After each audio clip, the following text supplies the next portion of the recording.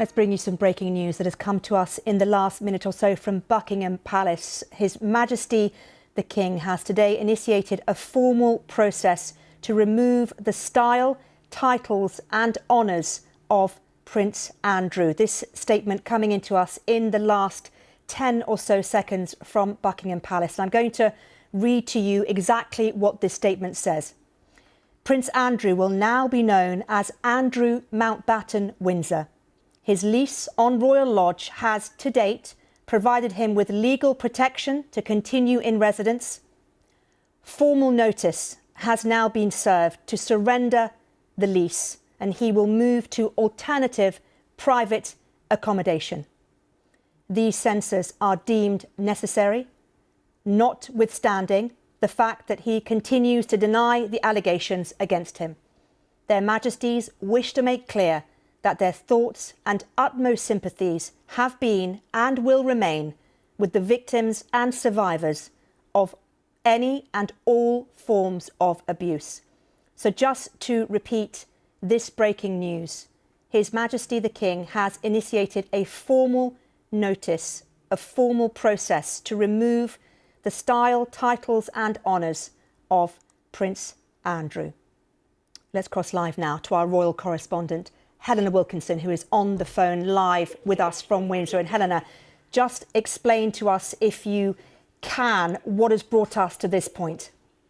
Well, there has been, Mariam, over a number of weeks, we've seen continued scrutiny and continued allegations around Prince Andrew and his links to the sex offender Jeffrey Epstein allegations, which he continues to deny those allegations. Well, this evening, an incredibly significant development in this story, that statement that you read from Buckingham Palace in the last couple of moments that we have had into us. Just repeat the main part of that statement. His Majesty has today initiated a formal process to remove the style, titles and honours of Prince Andrew. If we rewind a week or so ago, you'll recall that statement that came via Buckingham Palace that was from Prince Andrew, where he said he was voluntarily giving up his titles, the Duke of York and the other honours that had been conferred upon him. He said at the time that was because it was a distraction. The allegations that were continuing against him were a distraction to the work of the King and other members of the royal family. But this evening, that statement from Buckingham Palace, a very significant statement, firstly, that the King has today initiated a formal process to remove the style, titles and honours of Prince Andrew. So up until now, Prince Andrew had voluntarily given up those titles and the honours, but it meant that they were sitting dormant. But it's now clear from that statement this evening that the King has today initiated a formal process to remove the style, titles and honours of Prince Andrew. The other part of the statement, which is of course significant, is that Prince Andrew will now be known as Andrew Mountbatten Windsor. And also significant development in this story that's been ongoing for the last couple of weeks, the scrutiny, intense scrutiny around the Prince Andrew issue, is that the statement also from Buckingham Palace reads tonight that the lease on Royal Lodge, that is the 30-room mansion where Prince Andrew has lived for more than 20 years. The statement says that has to date provided him with legal protection to continue in residence. But this evening, the palace has said that formal notice has now been served to surrender the lease, and he will move to alternative private accommodation. What we don't know, well, there are many unanswered questions still this evening, but what we don't know is where that accommodation is. That hasn't been released in the statement this evening. But again, over the last couple of weeks and with further allegations around Prince Andrew, his links to the sex offender Jeffrey Epstein, there has been intense scrutiny on his living arrangements. He lives in Royal Lodge, which is a huge property, 30-room property, within Windsor Great Park. It's about 3 miles or so from Windsor Castle. He had a lease on that property, but there were questions about that lease agreement, and it emerged in the last couple of weeks that Prince Andrew was paying a peppercorn rent. That's because he paid up a huge amount of money up front, but it meant that he wasn't paying any rent or a peppercorn rent over the years that he has lived there. There has been intense pressure for him to move out of that property. The palace will have been well aware of the optics of all of this, of how it looks to have Prince Andrew living in such a vast property. The negotiations for him to move out will not have been easy, but the palace will have been well aware of the mood music, and they are or have been trying to manage what is a personal family crisis and also a public one. The negotiations to get Prince Andrew to leave that property, they will have been led by the King. Prince William will have made his views clear, but clearly the palace will have come to the conclusion that for Prince Andrew to continue living in that sprawling property, Royal Lodge, in Windsor Great Park was clearly unsustainable. So significant developments this evening in that statement from Buckingham Palace. The headlines are that His Majesty the King has today initiated a formal process to remove the style, titles and honours of Prince Andrew. He will now be known as Andrew Mountbatten Windsor, and also his lease. He has been asked also to surrender his lease on the property, the Royal Lodge in Windsor Great Park, and he will move to alternative private accommodation. After a couple of weeks of intense scrutiny on Prince Andrew, this almost feels inevitable. It was a matter of really when and not if this would happen, but that significant development as well, that the King initiating that formal process to remove the styles, titles and honours of Prince Andrew. And Helena, part of that statement as well, which you have now read from, also says, and this is how the statement ends, Their Majesties wish to make clear that their thoughts and utmost sympathies have been and will remain with the victims and survivors of any and all forms of abuse. A very telling end to that formal statement. Yes, and the statement also says that the developments or what Buckingham Palace is announcing this evening, the statement says that is deemed necessary, notwithstanding the fact that Prince Andrew continues to deny the allegations against him. But you're right that those last words in that statement are telling, that both the King and the Queen wish to make clear that their thoughts and utmost sympathies have been and will remain with the victims and survivors of any and all forms of abuse. And you look back to the statement that Prince Andrew released a couple of weeks or so ago, when he said he was going to no longer use his titles, no longer use the honours that were conferred upon him. In that statement, he said he vigorously denied the allegations. There wasn't any mention in that statement about any thoughts and sympathies with any victims and survivors. So a statement which has those last words by both the King and the Queen, but Prince Andrew in that statement from the palace as well, he continues tonight to deny the allegations against him. Helena, we've just had another bit of information coming into us, and that is that it's understood that Prince Andrew will move to a property on the private Sandringham estate in Norfolk, and it will be privately funded by the King. What more do we know about this?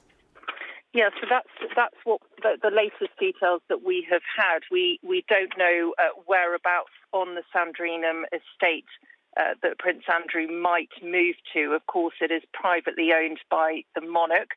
We know that there is a cottage on that estate called Wood Farm, the estate in Norfolk. That cottage, it's got strong associations with Prince Andrew's parents. His father, the late Duke of Edinburgh, chose that secluded property as his permanent home when he retired from public life in 2017. That's Wood Farm on the Sandringham estate, but we haven't tonight yet had any details about whether that is where Prince Andrew will move to. There have been, of course, many questions over the past couple of weeks about the peppercorn rent that Prince Andrew has been paying at the Royal Lodge. We heard yesterday from the Public Accounts Committee, the Parliamentary Public Accounts Committee, that they had written to the Crown Estate, which manages Royal Lodge, asking whether Prince Andrew continuing to live in that property was value for money. So a lot of questions posed by the Parliamentary Public Accounts Committee to the Crown Estate. That letter was released yesterday, and they will be expecting answers to that. But in terms of where exactly on the Sandringham estate Prince Andrew will move to, that we don't know at this stage, but it's been described as Prince Andrew moving, or he will move, to alternative private accommodation. So out of Royal Lodge, out of the idyllic surroundings of Windsor Great Park, the 30-room mansion which he does live in at the moment, and he will be moving to alternative private accommodation. Helena, thank you very much. So let's just repeat that statement that was issued by Buckingham Palace in the last 14 minutes or so, and that is that His Majesty has today initiated a formal process to remove the style, titles and honours of Prince Andrew. It goes on to say Prince Andrew will now be known as Andrew Mountbatten Windsor. His lease on Royal Lodge has to date provided him with legal protection to continue in residence. Formal notice has now been served to surrender the lease, and he will move to alternative private accommodation. These censures are deemed necessary, notwithstanding the fact that he continues to deny the allegations against him. Their Majesties wish to make clear that their thoughts and utmost sympathies have been and will remain with the victims and survivors of any and all forms of abuse. So just to reiterate, Prince Andrew is losing his title of Prince. He is leaving his Windsor mansion, Royal Lodge, and we understand that he's going to be moving to the Sandringham estate in Norfolk, where his accommodation will be privately funded by the King. Well, in the studio with me now is our UK correspondent, Adina Campbell, who is across the story. And Adina, clearly the pressure clearly has been mounting on the King over the last few weeks. It has, and this was a question of when, not if. The pressure has been building for many weeks. We understand that negotiations have been going on for some time behind closed doors between Prince Andrew and the royal family, but we now know in the last few minutes that Prince Andrew, the royal family has now decided to remove the style, the titles. He will now be known as Andrew Mountbatten Windsor, and he is going to surrender the lease at the Royal Lodge, this huge mansion, 30-room mansion. Clearly, this is a blow for Prince Andrew. This is a major fall from grace, but considering his links to his friend, Jeffrey Epstein, who was, of course, a convicted sex offender before he took his own life, this was something that many people thought would happen at some point. Of course, it's important to make clear that Prince Andrew denies all of the allegations against him. But this will be a personal blow. This will be deeply humiliating for Prince Andrew. And also this is embarrassing for the royal family. You know, this is something they did not want. This has been a distraction for a long, long time. And of course, we had the book recently by one of the victims, Virginia Giuffre, released just a few weeks ago, which had more revelations about Prince Andrew's links to the convicted sex offender Jeffrey Epstein, some of the harrowing, distressing details those victims went through. And I think this has been a sore topic for a long time, not just for the victims, but also for the entire royal family. And I think the palace have been aware of the mood music for some time. These negotiations would not have been easy. It's likely they've been going on for a number of weeks. But legally, we know that he did not have to leave Royal Lodge. That was something that, you know, we know that he had this 75-year lease. that started back in 2003, and we know that Prince Andrew had paid a large amount of money up front for those renovations. So in effect, there was no rent liability. But there has been this increased focus on the Prince over his links with the late sex offender Jeffrey Epstein. The Prince, of course, has always denied any wrongdoing, but we now know this statement in the last few minutes has happened. Adina, thank you very much for that update. Well, let's speak now to Jack Royston, Chief Royal Correspondent for Newsweek and the host of the Royal Report podcast. Jack, thanks for joining us so swiftly. And just, if I can ask you, how surprised are you by this latest turn of events, given the pressure that has been heaped on the royal family over the last few weeks? It certainly is a surprise. Obviously, there was this initial attempt to try to deal with the coming storm by negotiating with Andrew to voluntarily give up his titles.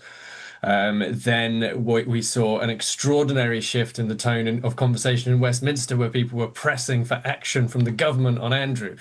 So I think this really comes off the back of that. But we did think that there was going to be some kind of a big dramatic statement towards the tail end of last week.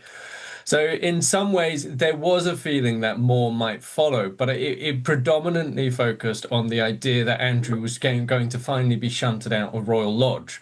That's his big mansion in Windsor. So that was not necessarily a huge surprise. But the fact that they are actually taking his titles away from him, not voluntarily, but by force, is definitely a big toughening up of the palace stance on Andrew. Now, we're led to believe that this was kind of always in the offing, and it just took a little bit of extra time to get that in place. But your viewers will decide for themselves whether they believe that. But certainly the palace clearly recognised that their initial stance on Andrew was not enough, and the statement that Prince Andrew released only a couple of weeks ago now said that he was giving up the use of his titles to avoid being a distraction to the monarchy. But of course, we now understand that really the view in the palace is that his judgment was flawed, and there were errors of judgment, I suppose you might say.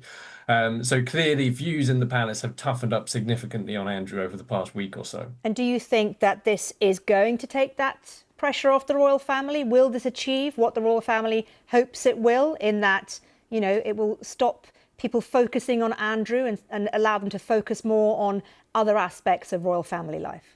Well, I think what we'll do is demonstrate to the public that the palace don't think that everything Andrew did was fine. I mean, I think that's the point, is that they're trying to kind of take a stand and establish in people's minds the idea that they don't just think nothing bad has happened here and that it's all just a big distraction. But if there are more, major scandals, major allegations surrounding Andrew, then it will continue to distract from the royal family's work. I mean, there's no way to stop it, and it's not necessarily the right thing to do to stop it. From getting headlines. If we find out more about Andrew's relationship with Epstein, then that should be in the news, and people should care about that because it's a matter of public interest. Jack, thank you very much indeed for that. I want to ask you just to stay with us for a moment while I bring in another guest. I am going to come back to you, Jack. I want to bring in Andrew Lownie, British historian and author of Entitled: The Rise and Fall of the House of York. Thank you so much for joining us. And let me ask you, first of all, Andrew, to give your reaction to what's happened. Well, I mean, I'm very much with Jack. I mean, they're finally getting ahead of the story. I don't think it's the end of it. I think there are many more disclosures to come, but at least they're taking some decisive action. And I think that's good. I'm not sure it will completely satisfy the public disquiet, but it's at least something.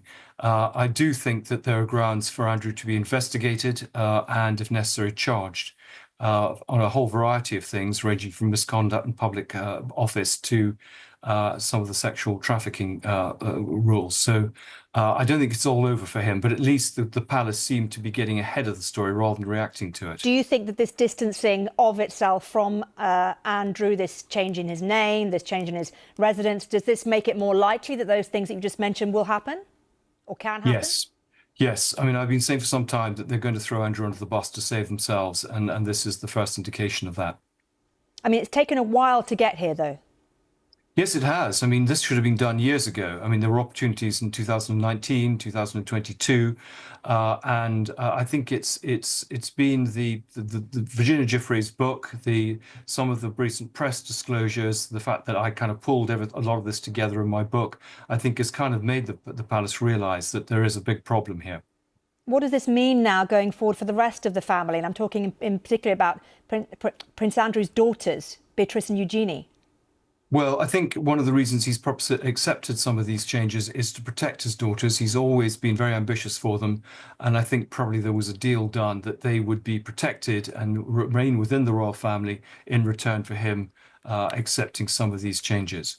What do you think Prince Andrew is thinking right now? How big a humiliation is this for him? Well, it's a huge humiliation, and it's gone on over a long period of time. I know he's been very depressed about it, though he's appeared defiant in public. But this is the he's brought dishonor on himself and on his family, on the royal family, and indeed on the country. And I just hope that perhaps there will be a line drawn now, and he will perhaps begin to accept what he's done. I think the Virginia Giuffre brought home the sleaziness of his activities. And maybe he will show some contrition. We just had confirmation, actually, of what you've just said, that Princess Eugenie and Princess Beatrice will retain their titles as they are the daughters of the son of a sovereign. This is in line with King George V's letters patent of 1917. So according to tradition, they will retain their titles. I wanted to ask you, if I may, about the move to the Sandringham estate, which will be privately funded by the king. Yes, I mean, this was, I think, a much more sensible a choice. It's not Crown Estate property. He's away from Windsor. Philip spent many years of his last years of his life there. It's where, of course, Sarah Ferguson used to go and stay when she had to sort of not go to Christmas. So it's a place that they know. It's not going to cost the taxpayer anything, and I think he's going to be a bit more out of view, near to his beloved shooting. I'm sure there's some good golf courses around there, and I think he'll keep himself busy. I mean, it's important to underline the fact that Prince Andrew has always denied all the allegations that have been thrown at him. Yes, he has, in the face of enormous amount of evidence. And I do hope that, he will perhaps now the next stage is make himself available as a witness to the lawyers of the victims, to law enforcement, both in the States and in here. I don't think this is the end of the story. I think there's still a long way to go.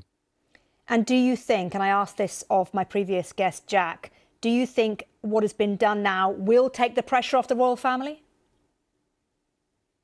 Well, I do think it will take some pressure off, of course, but I do think that there will be further disclosures, there will be embarrassments. They are trying to distance themselves. They're appearing to do something at last. But he has been protected up till now, and I think it's important that he loses that protection and that he faces justice like any ordinary citizen. Andrew Lownie, historian and author of a book entitled The Rise and Fall of the House of York. Thank you very much indeed for joining us. Well, just to bring you up to date with the top lines from the last few minutes, and that is that Prince Andrew is to lose his prince title. He is to leave his mansion in Windsor, the Royal Lodge. Buckingham Palace says the King has today initiated a formal process to remove the style, titles and honours of Prince Andrew. We're now going to say goodbye to our viewers on PBS, but continue broadcasting this story on BBC News. Well, let's take a look now at that palace statement once again. His Majesty has today initiated a formal process to remove the style, titles and honours of Prince Andrew. Prince Andrew will now be known as Andrew Mountbatten Windsor. His lease on Royal Lodge has to date provided him with legal protection to continue in residence. Formal notice has now been served to surrender the lease, and he will move to alternative private accommodation. These censures are deemed necessary, notwithstanding the fact that he continues to deny the allegations against him. Their Majesties wish to make clear that their thoughts and utmost sympathies have been and will remain with the victims and survivors of any and all forms of abuse. Well, let's go back and speak to my guest, Jack Royston, Chief Royal Correspondent for Newsweek and the host of the Royal Report podcast. Thanks for staying on the line, Jack, for us. And let me just ask you this. You heard there what Andrew Lownie was saying about the fact that despite everything that we've heard in the last half an hour or so, there will still be a huge amount of pressure on Prince Andrew to answer some of those allegations that have been thrown against him. Yes, that's true. And so, one part of this could be, we know there's this email now that Andrew sent to a palace press secretary in 2011 saying that he had asked an on-duty PPO, police protection officer, to dig up dirt effectively on Virginia Giuffre, who accused him. Now, if that is being actively looked at by the police, so that stops slightly short of an actual full investigation. But if a full investigation is launched, the question will then be, well, does Andrew cooperate with that investigation? Will he give a police interview? Will the palace cooperate with that investigation? Will they release the emails held on their palace servers, be they from Prince Andrew or from anybody else? So, there could well be deeply serious questions down the line about how much cooperation there is with the police on that issue. And how embarrassing and humiliating is this for Prince Andrew? We know that he is a man who has enjoyed the trappings of royal life. This will be a deeply personal blow to him. Yes, exactly. There were times in the past when, Andrew would go to a royal engagement by helicopter so that he could squeeze in a round of golf before he got there.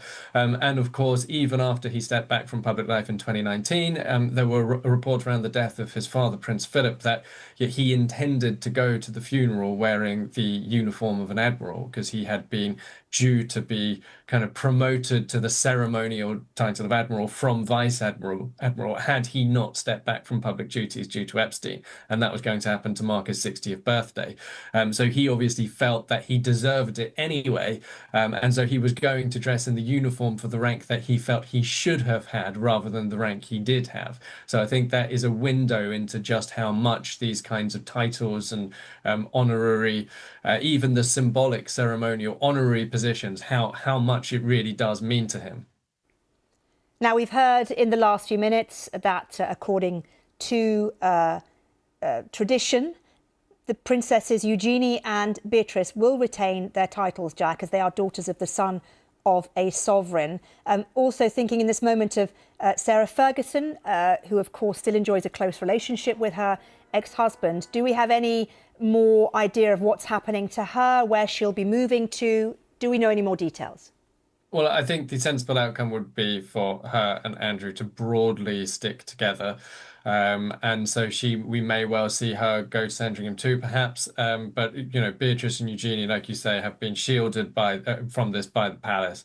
So that, I think, will, it's kind of a small victory in a way for Andrew, but I think it is one where the palace will feel that they've done the right thing by Beatrice and Eugenie too, because obviously they are not the ones who did this. They did not have the friendship with Epstein. They didn't send all these emails. So far, we have had absolutely nothing that has in any way tarnished their names with this scandal. So I think the public will support that move to try to kind of protect the daughters from being, from feeling the force of this action that's being taken against Andrew.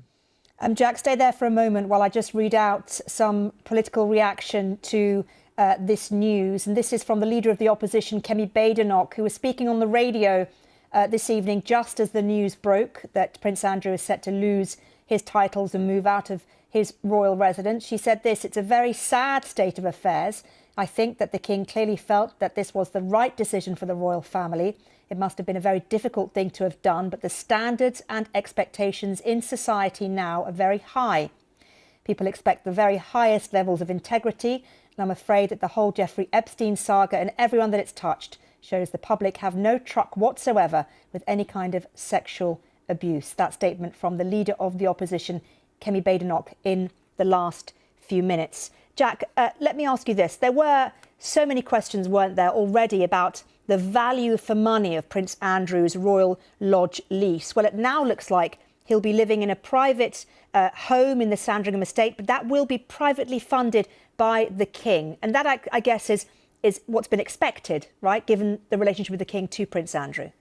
It certainly it was probably the front runner. I mean, there were rumours about him maybe going and living in the UAE or somewhere, somewhere where he had links due to his past role as a UK trade envoy.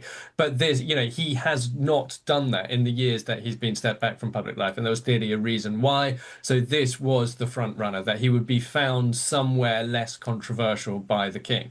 Now, obviously, there is a background status for that, which doesn't completely shield the monarchy, because obviously, the King is putting up his brother. But I think the view taken would have been that is just simply inevitable, that there's no real way around that. If you throw Andrew out on the street, then he's going to have to find some way to make money by maybe writing a memoir or doing something that will bring more scandal and outrage on the royal family. So I think this probably is the sensible course of action. And yeah, like you say, it's not a total surprise, but the original plan was actually that he would move to Frogmore Cottage, which was Harry and Meghan's former UK home. So this is slightly different to the original plan A. And let me ask you this: what does this mean for Prince Andrew, soon to no longer be known as Prince Andrew, and his role in royal events? Will we still see him at royal events, at public events with the King, with the family, or can we expect to never see him in public with the royal family again? I think if the monarchy really wants to protect his reputation, they will aim to never have him in public ever again. They have previously, we are led to believe that he will not appear at Christmas, despite the fact that obviously he's moving to Sandringham where they have Christmas. But all they need to do there is keep him off the actual walk to church. He may well, I'm sure, see the royal family privately over Christmas if he's living right there, but just not go on the walk to church. But yeah, will we see him at any other events? I mean, there are other questions over Easter, kind of anything that is a church-based event. He has historically kind of made the case, well, I'm a Christian, I should be free to worship. You cannot stop a Christian from worshipping in a church.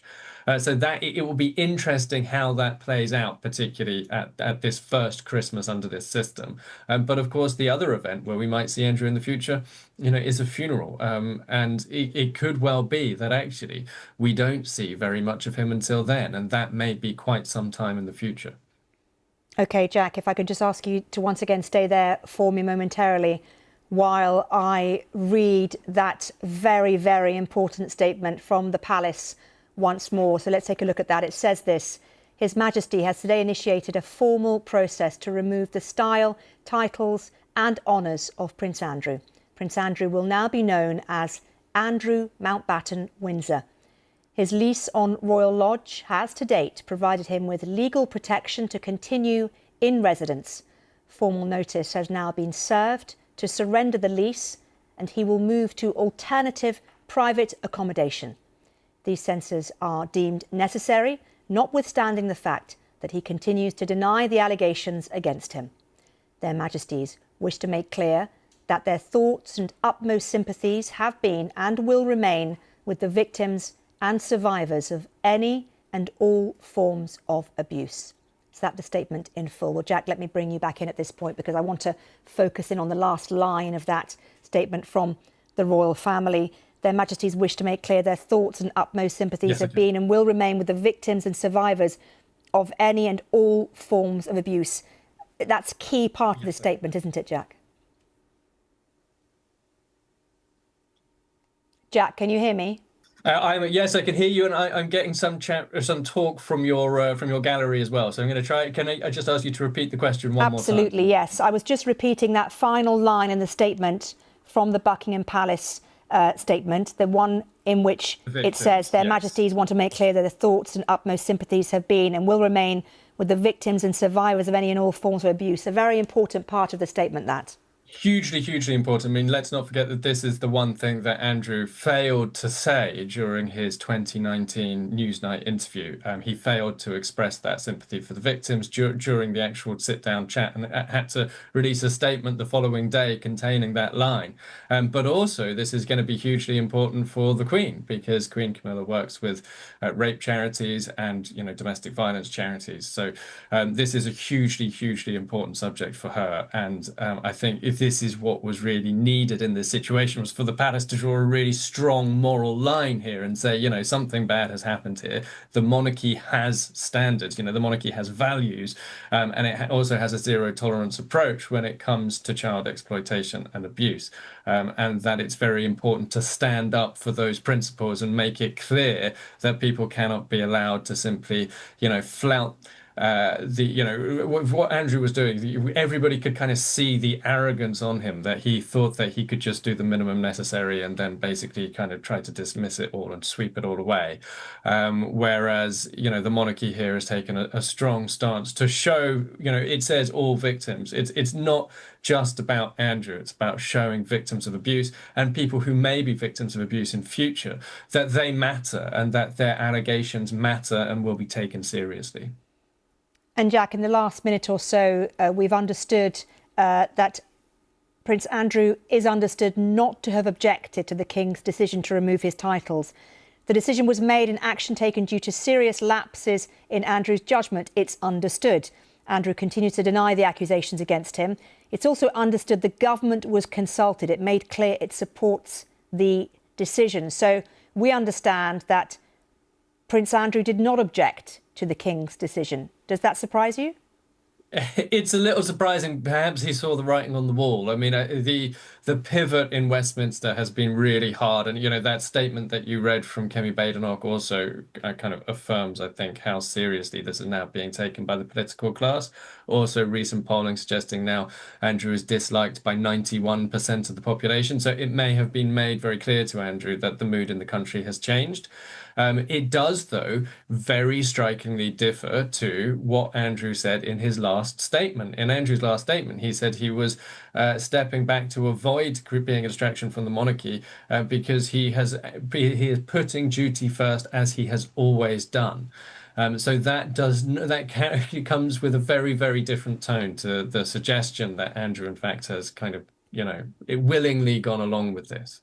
But of course, willingly is it's a very broad and nebulous concept. And there may be some interim stages that took him from the statement we had previously to his current recognition of the reality of his situation. And also another line that we're getting, Jack, that I want to put to you is that we understand that Andrew's move from Royal Lodge is to take place as soon as practicable.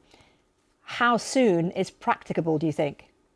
I think it might be fairly soon. I mean, we have been led to believe there has been activity down in Windsor. So we thought it was going to be the kind of Reading or Frogmore Cottage for Andrew to move into.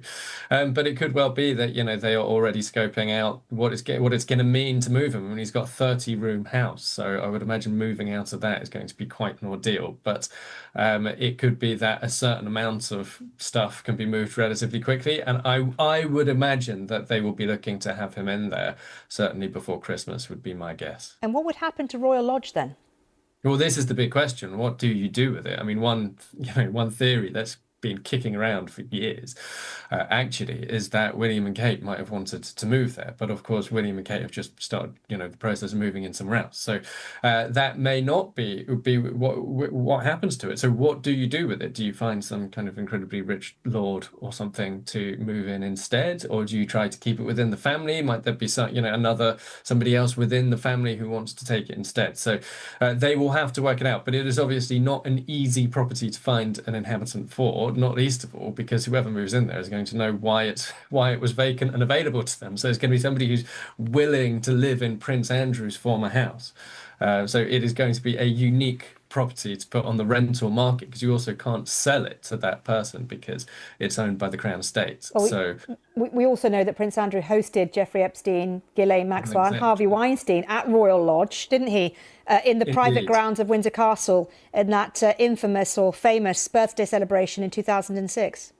Yes, exactly. And also smuggled Yang Tengbo, the alleged Chinese spy, though Yang Tengbo denies being a Chinese spy, but he smuggled him in there as well. Probably slightly less controversial that because espionage is a different world to child sex trafficking. But yeah, absolutely. There will be this huge cloud of reputational damage hanging over the entire property, but it's also not, it's so big that they will want to get a decent rent for it, which means that you're going to have to be looking at a very small group of people who can afford the rent, but don't want to be sullied, have their good name sullied by the kind of connotations of the property. And I know I've asked you about the princesses before, and just the way that you said good name sullied there, are they as protected as Prince Andrew wants them to be right now? They are obviously keeping their royal titles. There's absolutely nothing to link them with any of these allegations. But just by merely being the daughters of Prince Andrew, what does that mean for them? How difficult will it be for them to have a public life? Well, I think the key test of that will be what happens to Eugenie's charity. I think it's called the Slavery Collective. She has this charity that tries to draw attention to and help tackle modern day slavery. So if the fallout is going to affect them anywhere, that is the place it will hit hardest because of the nature of the work that charity does. So if that charity starts to suffer and it ceases to get donations and it starts to fall below the waterline, then we will know that the damage has not been contained. But I think the palace have done what they realistically can to protect the princesses. I mean, the only other thing they could do is maybe kind of invite them onto the palace balcony at Trooping the Colour, but that also would generate a whole load of stories about it, which would obviously be angled on the fact they're Andrew's daughters and Jeffrey Epstein. So in some ways, it's the last thing that you would actually want to happen. I think their best chance is basically to try to fly under the radar, keep a low profile, and just keep doing the work that they do. OK, Jack, thank you so much once again for joining us. I wonder if you can stay a little bit longer, and while I just move on to my next guest, who is a journalist and royal commentator, Afia Hagan. Afia, it's good to talk to you. Let me ask you, if I may, it just feels, doesn't it, that although we're hearing that Prince Andrew agreed to this latest move, did he have much choice in the matter? I don't think he did. I think we probably got to a place where Buckingham Palace and the rest of the royal family, that inner part of the firm, said to themselves, we have to make a statement. We have to do something more than just putting the titles in abeyance, which is where we were kind of like a couple of weeks ago, right? And this has to be a really powerful statement. We have to show that this is a member of our family who has been alleged to have done some terrible things, which we know that he continuously denies, but has to be held accountable. And we have to be held accountable. I think since the time when his titles were put in abeyance, that he wasn't going to be known as a Duke of York or wasn't going to use that title, a lot of people felt that that wasn't enough. Look, more has to be done. We had the king out earlier this week being heckled about it, being asked about it. Look, how much did you know about Prince Andrew and Epstein? Much more had to be done. And that's why the firm felt that now is the time that, look, we have to take a stronger stance. And the stronger stance is where we are today, stripping Prince Andrew of his titles and removing him from Royal Lodge, a publicly funded home, 30 bedrooms, lavish palace that he was living in with this peppercorn rent, like a nominal rent. And so it was felt that just wasn't fair. And this was a strong stance that the firm had to take. What do you think the king went through to get here? How difficult would this have been for the king in terms of the process to get here, the negotiations? After all, this is his little brother. I think it must have been incredibly difficult for him because, like you so rightly said, Andrew Mountbatten Windsor, as he's now known, is the king's brother. And of course, he was Queen Elizabeth II's favourite as well. She always wanted him to be protected no matter what he did. That can't stand forever. You can't have a point where someone is just not accountable for the things that they are alleged to have done and the things that are being said about them. It must have been incredibly difficult for him. But I'm sure absolutely sure he had the support of Prince William. We know that it gets to his time on the throne, he doesn't want to deal with the problem of Andrew. He wanted it to be all sewn up and all tied up, and a line drawn underneath it. Are we there yet? Probably getting there. He, stripped off his titles out of Royal Lodge. Obviously still part of the royal family, but will never be photographed with the king or the future king, heir to the throne or anything like that. But to your question, it would have been very difficult for King Charles III. But I think probably earlier on this week, when he was out and about and he heard the public reaction to this story, quite a visceral reaction, actually, people asking him about how much did you know about this, whilst he was out doing a very important engagement with LGBTQ members of the military, a very important engagement. For that issue to still be on the surface must have been very difficult for him. And so the crown comes first, right? The king had to put the crown first, and that's what he has done, no matter how difficult it was for him. Afia, do stay with us for a moment, because I just want to take the audience live to Royal Lodge in the grounds of Windsor Castle, because this is the view of those electronic gates outside Royal Lodge. And just to give people a bit of a steer of what we're talking about here, what Prince Andrew, soon to be Andrew Mountbatten Windsor, is losing. This is a huge, sprawling property. It has over 30 bedrooms. Prince Andrew took a 75-year lease on Royal Lodge back in 2003 and paid a very large amount up front, including for renovations as well. He paid £5 million, in fact, for renovations of this home. It's the home that he has been living in since 2003, so many, many years. But there have been concerns in recent times, given the allegations regarding Jeffrey Epstein, about Prince Andrew's lease arrangements and whether or not they are achieving the best value for money. There has been a huge amount of scrutiny over the cost of this accommodation at the Windsor Mansion. And of course, this is one of the things mentioned in this statement from the palace, that he will no longer be living in this mansion. He will be moving from Royal Lodge as soon as practicable, which we believe actually is already underway. We believe that the move is already underway, and he will be moving away from Windsor and its environs up to Norfolk, which of course is the Sandringham estate of the king, of a property privately owned by the king rather than by the Crown estate, which of course Afia was talking about a moment or two ago. So these live pictures of Royal Lodge in Windsor. And while we keep our eyes on Royal Lodge, let's bring Afia back in. And Afia, I just mentioned there, this is a huge mansion. I asked Jack this question, and again, it was a difficult one for him to answer. But do we have any idea what could happen to Royal Lodge once Andrew and Prince Andrew leaves? Well, we don't know. And I think Jack was quite right in saying that who would want to take on Royal Lodge now, knowing the history of who's been living in it, who was its previous tenant, as it were. There was some rumours swirling earlier on this week that perhaps King Charles wanted to gift Royal Lodge to Queen Camilla for somewhere for her to be, perhaps if he passed away before she did. It's not going to be home for the Waleses. They've decided that they're going to go to another home on the Windsor estate. So it's hard to say really what will happen to Royal Lodge. It's kind of notorious now. It's in royal folklore as this place that you couldn't evict Prince Andrew from until you did, or Andrew Mountbatten Windsor, as he is now known. It's difficult to know what could happen to that property. Could it be one that's opened up to the general public?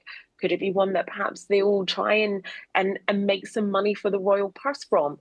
It's hard to know what's going to happen to that property and who would want to live there now. But we know it's not going to be Andrew, that he will be moving to a privately owned property as soon as is practicable. And probably those plans have been put into place over the course of this week. And we know that that move will come sooner rather than later, absolutely. Let me go back briefly, if I may, to Jack Royston, my other guest, Chief Royal Correspondent for Newsweek and host of the Royal Report podcast. I wanted to ask you actually a quick question, because we're saying Prince Andrew, obviously. We know that Prince Andrew will lose his title of prince. Do you have any idea, Jack, of the timeline? Because initiating the process can mean many things. Yes, so this is going to happen through royal warrants, which you would hope would kind of speed things up a bit, although the other alternative would have been to go through the parliamentary route, where an act of parliament is required to strip somebody of their title. But actually, you know, it's very difficult to know how time-consuming that would have been, because obviously when necessity presents itself, things can be crashed into the back end of a fairly, you know, inconspicuous act of parliament that happens to be processing through anyway, and you just get a little amendment saying, you know, never mind about all of the kind of animal superhighways in Rotherham. We're now actually looking at stripping Prince Andrew of his Duke title. So it's not totally clear how long the parliamentary route would have taken, but the route then going down is different. King Charles has issued royal warrants basically to have this title taken away. So I think that will probably be a fairly seamless process. And in terms of exactly when it kicks in, I don't know, you know, to the day or month. I mean, are we talking days or weeks or months? I would imagine that it is kind of probably more like weeks or months would be my guess. And Jack, let me ask you this. We heard from Andrew Lownie a short while ago, of course, the author of the book, The Rise and Fall of the House of York. And he said, when I asked him, how do you think Andrew's feeling? He said that he's been very depressed about it all, even though he's been defiant in public. Is that something that you have also understood? Well, there's a lot of noise coming out of the palace about concern for welfare, and it's not, you know, it's not been tied to a specific named individual of any kind, but one might imagine that the impact falls hardest on Andrew and, you know, perhaps to some extent Fergie as well. But I think there clearly are concerns within the palace and within the monarchy for what impact this will have on Andrew and how it will affect him. And, you know, that honestly probably is the right thing. I think nobody would want this story to take a sudden, abrupt change of direction. So, yeah, I think it has hit him very hard. It's probably not surprising that it has, but it remains important for the monarchy to do the right thing. And it has been very, very clear to the public what the right thing is for years now. And sometimes, you know, there's a saying in PR that you should always do quickly what you will do inevitably. And I think in some ways the kind of more softly approach taken with Andrew in the past has prolonged the agony. Whereas if it had just been a single definitive ripping off of the plaster, he would probably have adjusted to a new reality much quicker. Very interesting, Jack. Thanks for that. Afia, let me ask you, do you agree with that? Should that plaster have been ripped off a lot more quickly, a lot longer ago?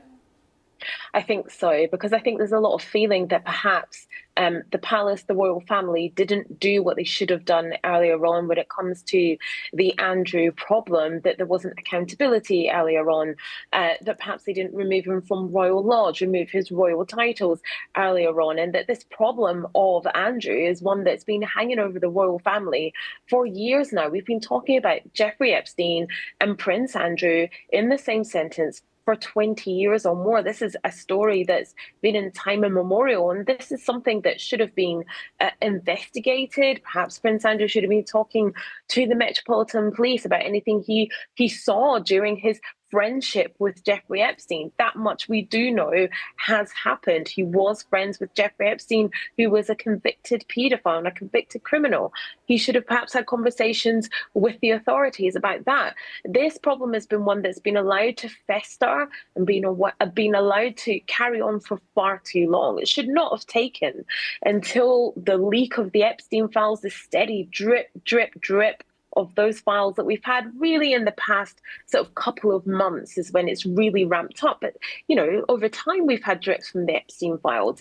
Or it shouldn't have taken until Virginia Giuffre's memoir came out a couple of weeks ago, for us to get to this point, this should have been done much, much earlier.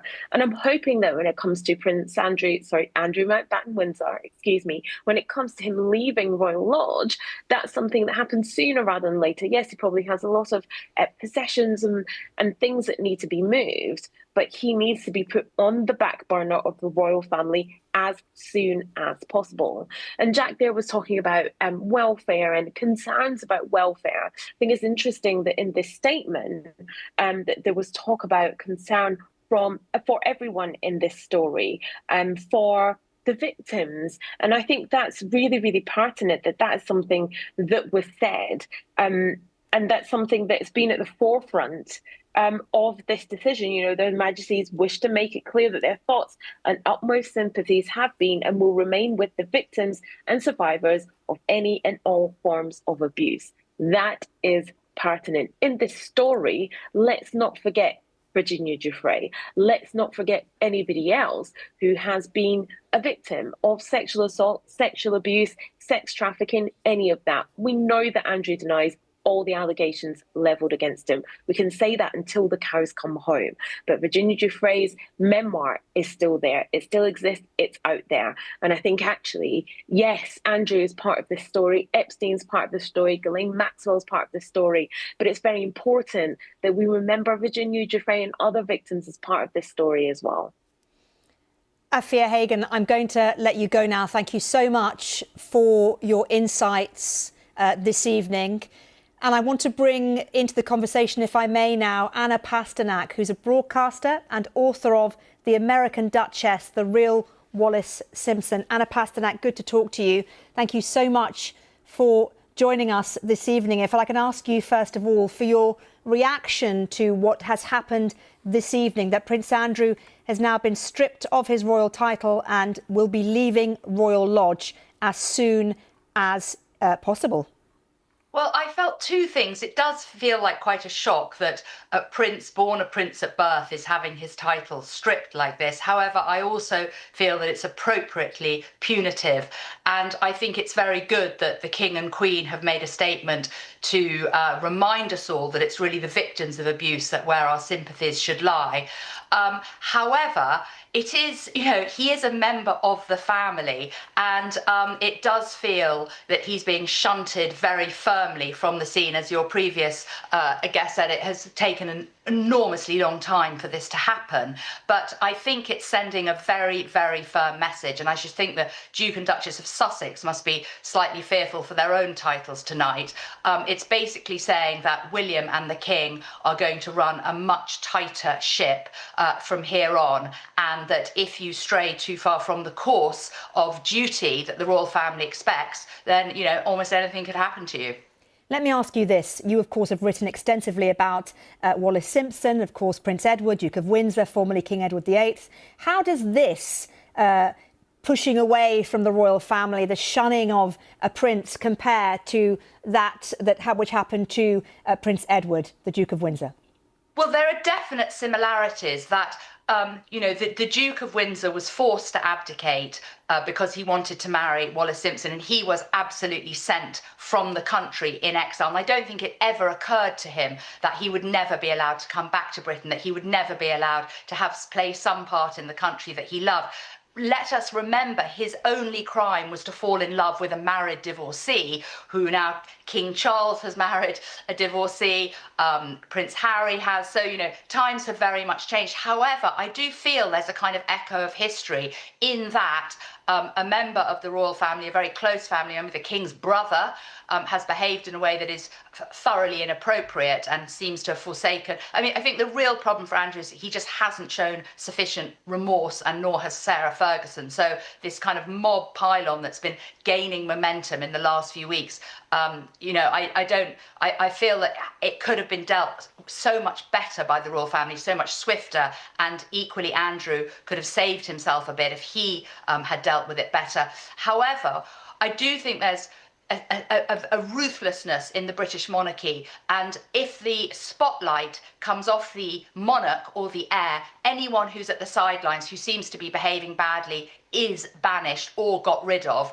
Andrew hasn't been sent abroad, but he's pretty much been sent into exile. Now he's going to live in a royal accommodation in Sandringham, away from the public eye. And, you know, I think his life will be quite similar to the Windsors in a sense of an exile of sorts, where you're just not part of the family anymore.